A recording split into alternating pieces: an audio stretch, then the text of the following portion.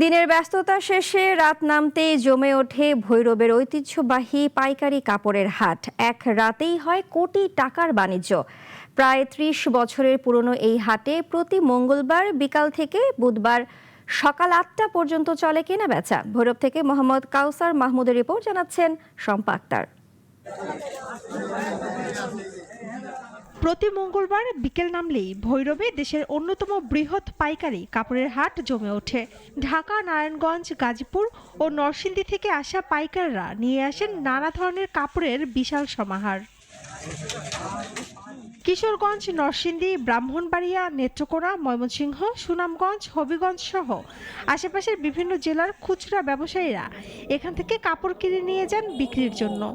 ভৈরব বাজারে মাল এটা কম আছে, এ বলে আমরা ভৈরব বাজারে মাল কিনতাম আসি। এখানে কাপড়ের মান হবে ভালো, আমরা এখানে অল্প খরচে নিতে পারি। যারা যারা নতুন ব্যবসা করবে তারা সবাই কম টাকার মধ্যে এখান থেকে মাল নিয়ে ব্যবসা করতে পারবে।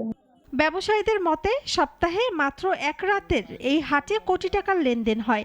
৩ দশকের ঐতিহ্য বৃহৎ অঞ্চলের অর্থনীতিতেও গুরুত্বপূর্ণ ভূমিকা রাখছে। একজন ১ লাখ, ১.৫ লাখ বা কেউ ৫০,০০০ টাকা বিক্রি করে, আবার সর্বোচ্চ ৫ লাখও বিক্রি করে। সিলেট, হবিগঞ্জ, এখন আপনার ওই যে কিশোরগঞ্জ, ব্রাহ্মণবাড়িয়া সব জায়গার লোক এখানে আসে।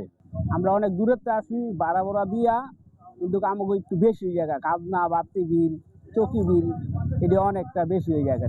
তবে এত বড় হাটে নিরাপত্তার জন্য একটি স্থায়ী বুথ ও নিয়মিত পুলিশ টহলের ব্যবস্থার দাবি জানিয়েছেন ব্যবসায়ীরা। বিভিন্ন সময় আমরা শুনি যে পাইকাররা বিক্রি করার পরে মাঝে মধ্যে ছিনতাই হয়। এই কারণে আমি একটা পুলিশ বুথ থাকলে, পুলিশ যদি এখানে ঠিকমতো টহল দেয়, ব্যবসায়ীদের মধ্যে আস্থা ফিরে আসবে। সপ্তাহে মাত্র এক রাতের এই হাটে সুযোগ সুবিধা বাড়লে এর পরিধি আরো বিস্তৃত হবে বলে মনে করছেন সংশ্লিষ্টরা। শম্পা আক্তার, নাগরিক।